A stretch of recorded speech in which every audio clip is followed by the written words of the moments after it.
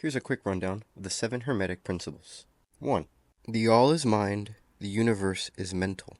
So a big way you can sum up the spirituality in the West is actually the first line from the book of John. In the beginning was the Word, and the Word was with God. A word is mental until it becomes known through a physical manifestation through the voice. That projects frequencies. And then in contrast with the East, a big part of their spirituality is internal and mental.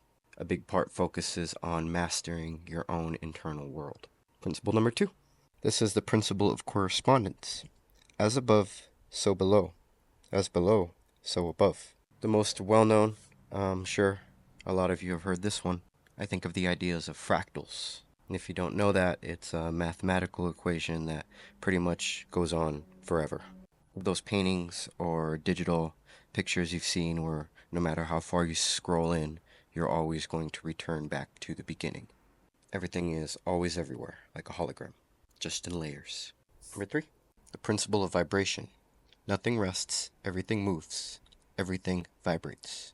As a musician, this one is very intuitive. Just think back to the voice example. When you project, it becomes a vibration that travels towards the ear canal. They receive it, and hopefully they understand it.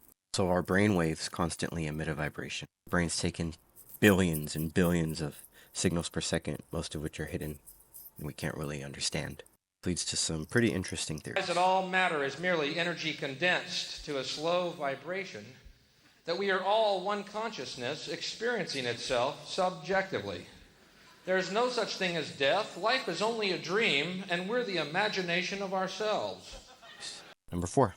Principle of polarity. Everything is dual, everything has poles, everything has its pair of opposites. Like and unlike are the same, opposites are identical in nature, but different in degree. Extremes meet, all truths are but half-truths, all paradoxes may be reconciled. Just think of our binary world. There's always an up to a down. We can't have light without the darkness, yin and yang. This is mostly cliched as what goes around comes around. Number 5. Principle of rhythm. Everything flows out and in. Everything has its tides. All things rise and fall. The pendulum swings manifests in everything. The measure of the swing to the right is the measure of the swing to the left.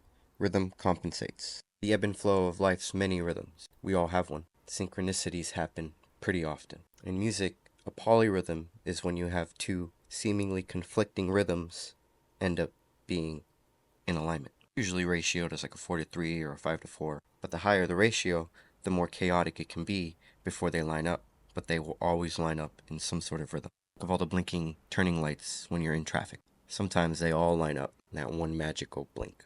So in the 17th century, Renaissance mystics had this notion, the Wheel of Fortune, talked about a lot by the alchemists and other people of those days, mystically inclined, because they knew that no matter the misfortune or the fortune, there will always be another side coming. Number 6. Every cause has its effect, every effect has its cause. Everything happens according to law. Chance is but a name for law not recognized. There are many planes of causation, but nothing escapes the law. This now deals with our agency and what we do.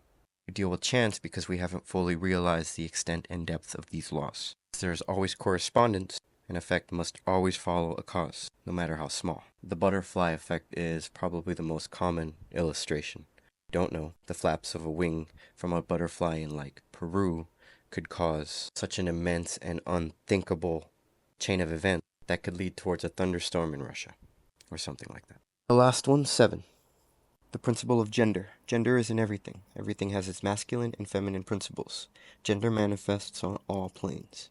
It makes me think of language. It's interesting how in so many languages throughout our culture, gender has just been innate, even to inanimate objects. It makes me think that masculine and feminine are certain types of energy, and they often mix together to create unique outcomes built on the spectrum between the two. It's fascinating how many cultures throughout our history have perceived, labeled, defined, and even condemned observations of these energies. If you find that interesting, I highly recommend doing more research and follow for more metaphysics. Thanks.